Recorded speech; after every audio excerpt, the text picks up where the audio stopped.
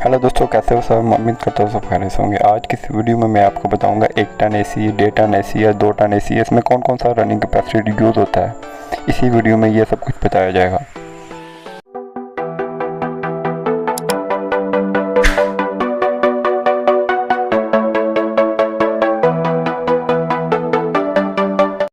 चलो दोस्तों, वीडियो को शुरू करते हैं। सबसे पहले जो हमारा 35 UF का कैपेसिटर है, ये हमारा 12 BTU यानी कि 1 टन जो एसी है उसमें यूज़ होता है। ठीक है, 35 UF से लेकर अगर आपके पास 30 UF का कैपेसिटर है वो आप 1 टन एसी में यूज़ कर सकते हैं।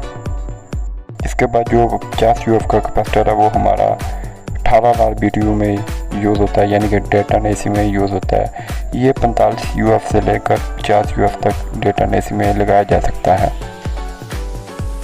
60 UF का जो हमारा कैपेसिटर है वो 24,000 BTU यानी कि 2 टन एसी में यूज़ होता है। ये कैपेसिटर 60 UF से लेकर 55 UF तक लग सकता है।